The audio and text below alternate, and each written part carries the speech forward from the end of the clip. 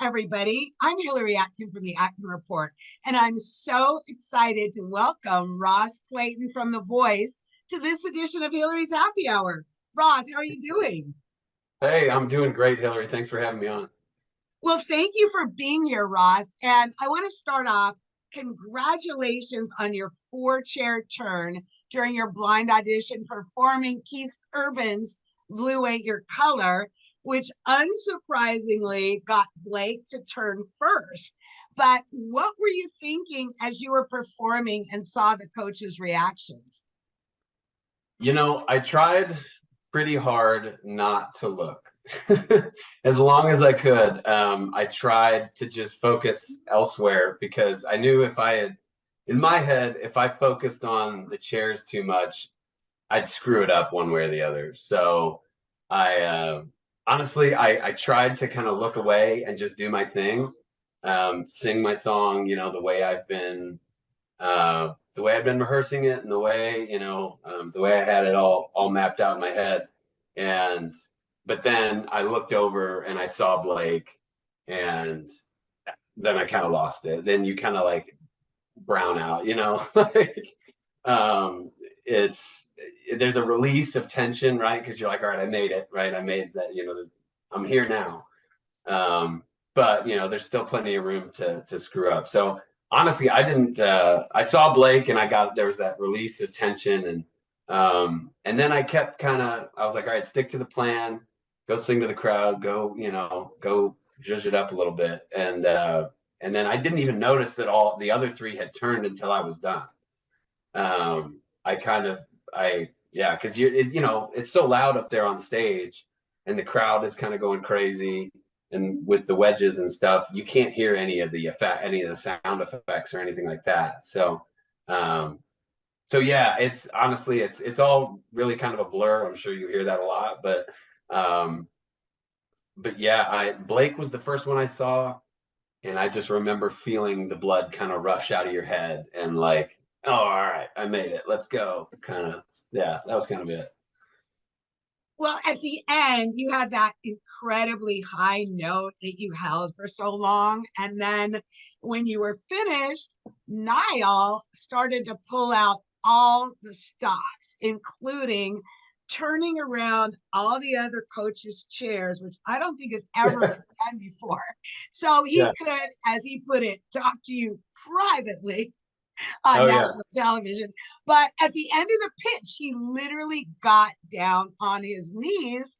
But then Blake tossed out the Oklahoma card to you and said you Yeah. could play at his venue there. So, how did you come to your decision, Ross? And was it different than you had imagined going in?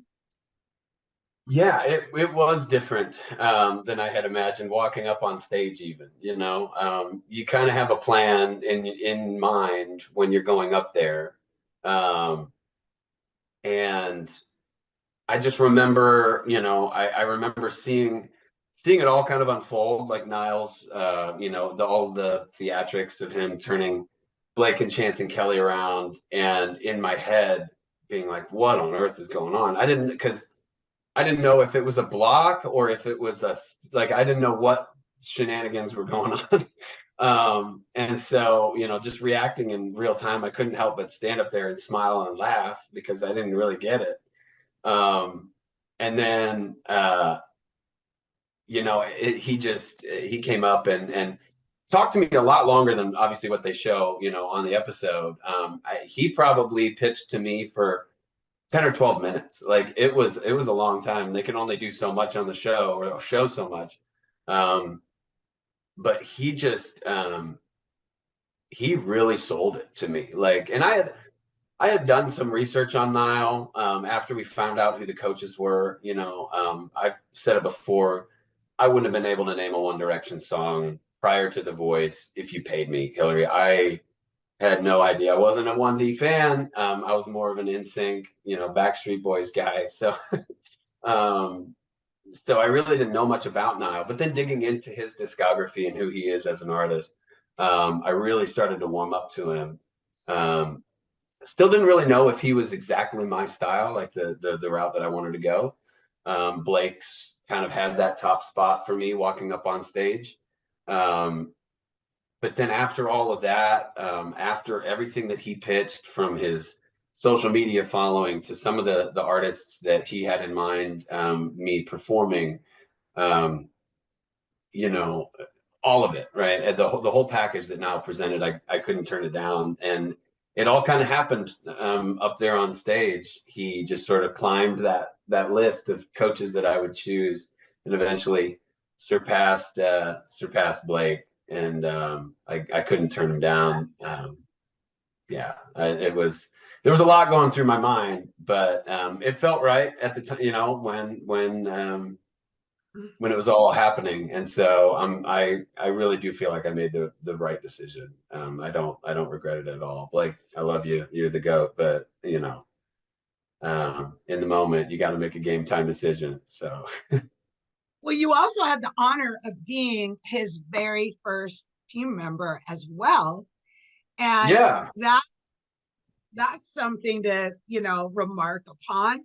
And also, you mentioned during your chat after the blind that you had put music aside to focus on your family. But what's it been like, Ross, since you've come back to the stage? Reflecting on the performance and the feeling that you have being up on stage, it's interesting being on the stages that I used to perform on, right, which are honky tonks and smaller bars and little coffee shops and stuff like that, right? That's kind of what I was used to performing for, smaller crowds. I love it, and I love the feeling that you get having somebody dance to your songs or just kind of groove, sing along, whatever it is. It's a great feeling, but um, making kind of a comeback and doing it at that level, um, it was like that feeling on steroids. It was immense, and it was just so much fun.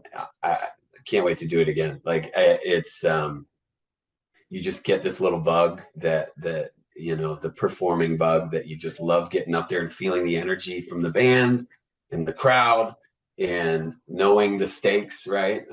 Just kind of knowing the whole environment and trying to soak it all in really, really lights a fire kind of in your chest. It's pretty wild from a performing standpoint how it feels, and it's been it's been so much fun just getting to relive it, and um, even just kind of get a taste of being up on that stage again, just watching it.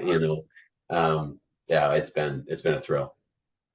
Well, talking about fun, tell us a little bit about the photo of you and Niall posing like you're on the helm of the Titanic.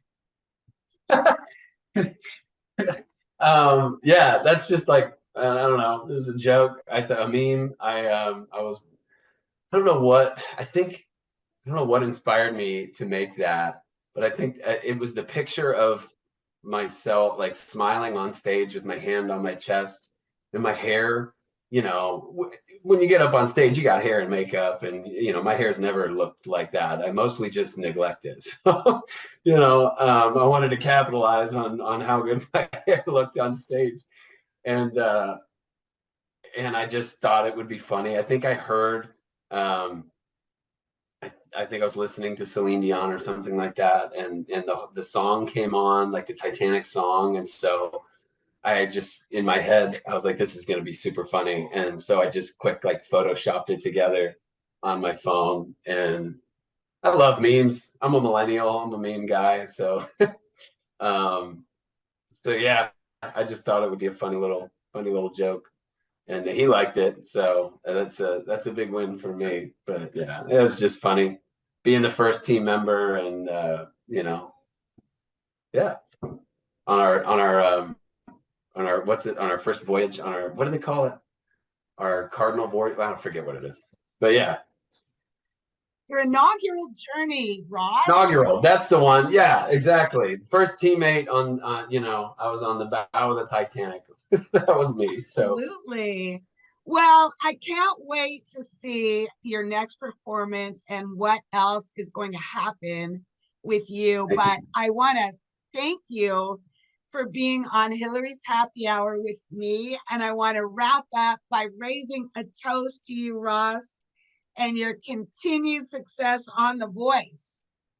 Thank you, Hillary. I really appreciate that. It's been a lot of fun chatting with you today. So thank you so much. Cheers, Ross. Cheers to you.